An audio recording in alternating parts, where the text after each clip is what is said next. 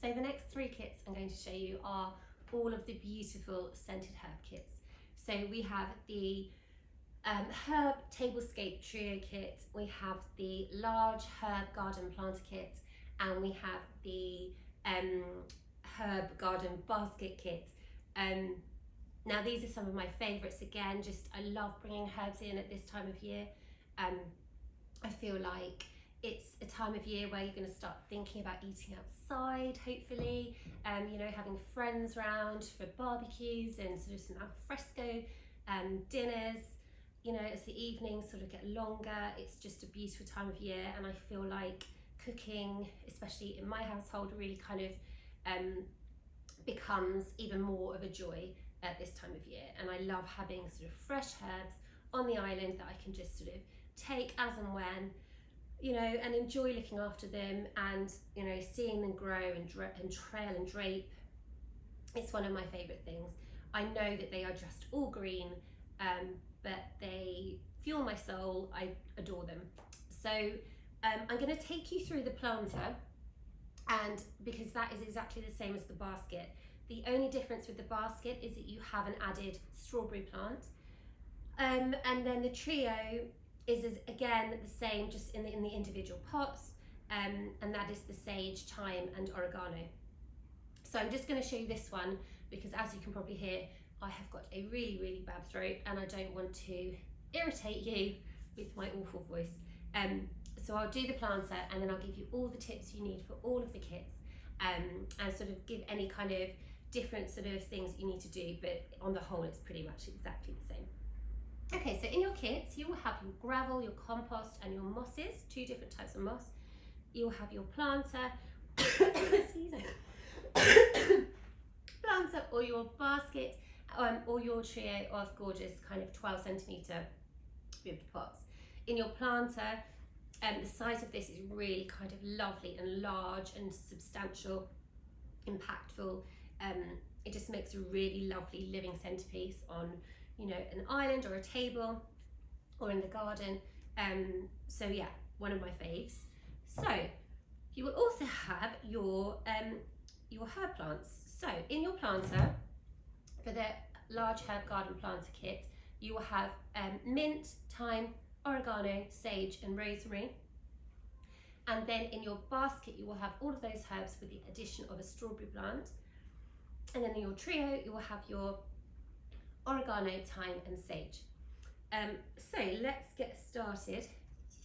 So in your kit you will just add in the gravel that's in the brown paper bag. Just add all of it in and just sort of spread it out along the bottom of your pot. So that is to add drainage. It means that those plants aren't sat in water for a prolonged period of time, and it means that then they won't suffer from root rot. It's also worth noting that they're kind of, on the whole, Mediterranean plants, Mediterranean herbs, so they like really good drainage, which we have in our compost, which is just the highest quality compost with added horticultural grit, that we add all that in for you, and it just means that when you water it, it just goes straight down, soaks up, and then then the excess just runs free. It doesn't kind of sit in sort of like a boggy kind of clay soil. It's really free draining, so that's crucial for these Mediterranean plants. In terms of, I'll just go through this now actually while we're talking. In terms of watering with herbs, they like to be sort of kept a little bit, sort of treated a little bit mean in a way, in that they don't like to be overwatered. So the best thing to do is plant it up, give it a water, leave it for a few days, keep an eye on it, put your finger in the top of the soil, you know, to keep checking it. If that feels dry, that's when you water, and you give it a really good drench. Like, put it in your sink, drench it, tip out any excess water in the saucers. Obviously for the basket that's not, what's the word? That doesn't count because it is a lined basket with no holes, so that's why the gravel is there. So don't overwater that, don't drench that, just water that, you know, like, so that the top of it feels sort of quite nice and damp, and then leave it. and just keep an eye on it that way. Whereas this, you just need to tip out the excess water. So don't overwater is what I'm trying to say. I'll go through that again in a minute. So adding in the compost on top of the gravel. So you're looking at probably about an inch of compost on the bottom. Okay, and then give your herbs a water, and then we can start unpotting. So here's the mint. So when I place them in the pot, especially in the planters, not so much in the trio. In the trio, I would pop it in upright. So I would simply put it, take it out of the pot obviously, and I would put it directly facing up.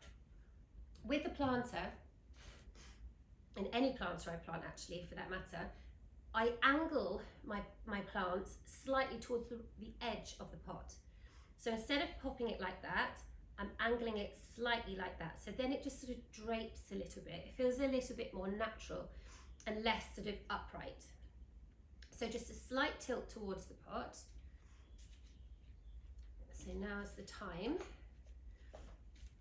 And this is lemon time, in my opinion, the best. And again, you'll find that your herbs are quite, you know, not diddy, but they're young, they're fresh. We want you to have the enjoyment of your herbs, not us in the studio here. So they arrive and then they go straight out pretty much. So they may look smaller than, say, for example, in the image where I probably had those herbs, for a couple of weeks. But as the sun starts hopefully coming out a bit more regularly, the weather improves in the UK, you will find that they will grow quite rapidly. Okay, so adding in the thyme there. Again, slightly angled towards the edge. And then the oregano, which smells divine. Yeah. Okay, so that's slightly angled too.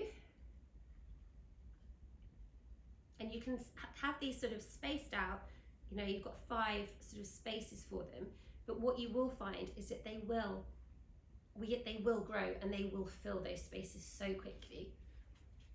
And then the sage, one of my favourite herbs. This grows prolifically, which is handy. On there, and then the rosemary.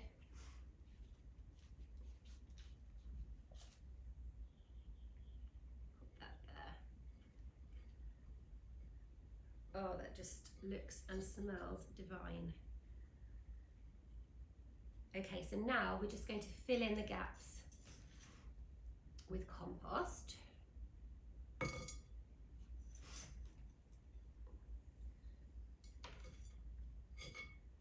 And you want there to be sort of spaces in between the plants, because like I said, they will, now that we're heading, you know, obviously into May, they will grow quickly. And you don't want them suffocating each other, because then they will compete for the nutrients in the compost. So having them with space around them now is a good thing, nice and young and fresh, and then they will rapidly grow as early summer arrives, hopefully. Okay, so I've just filled in those gaps with compost. Now I'm just going to gently press down. And now we can pop in the compost. So you've got your flat moss, no, not the compost, oh my gosh. The flat moss and the sphagnum moss, not compost, we've done that. Okay, so I'm just adding in the compost where the gaps are. Now this adds a sort of finishing touch to your pot, and it also stops moisture evaporating quite so quickly. So it has 2 sort of benefits. So that just sits on top, you just break it up and sits on top.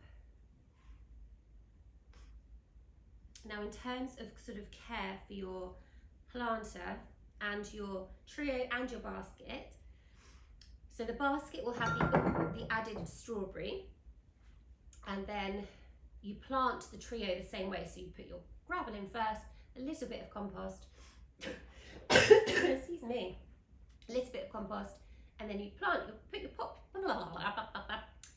pop your plant in, and then just add the compost around the edge of the plant, and then you add your moss, exactly how we've done here, but just facing up rather than tilting towards the side of the pot. You need to keep your herbs, if you're not keeping them in the garden, which you can do, you can absolutely keep them in the garden, of course. If you're keeping them indoors, they need a lovely sunny spot. They're Mediterranean after all, so they like a nice bright spot. Water them when the soil at the top feels dry. So you do the finger test, you pop your finger in, and if the soil at the top, sort of centimetre or two, feels dry, that's your time to water. You give them a good water, and then you leave it. Make sure you tip out any excess in the saucer for the trio and the planter. And then you leave it, and then you wait again until it feels dry, and then you water. If, for example, any of your herbs are looking a bit sort of like, you know, exhausted or tired, it probably just needs a water earlier than you may have thought. So give it a nice drink and see how you go. Obviously, you can just cut the herbs to use in cooking. You know, I would suggest cutting, especially for example, the, actually, do you know what, probably for all of them, apart from the sage, maybe you can take that leaf by leaf, but in terms of say the oregano or the mint, if you cut just above where a new set of leaves are starting to sprout, that will then mean that it will result in a kind of bushier plant, a bushier herb, so it's a good place to cut. You can obviously just take leaf by leaf, that's absolutely fine, it's not going to kill it, don't worry at all. And that's about it. So adding in your strawberry in the basket, lots of lovely sunlight, damp soil, but let it dry out before you re-water when the top centimetre of soil or two is dry, and that's about it. Enjoy cooking with your herbs, enjoy them scenting your home, and yeah, let's hope for some beautiful early summer weather.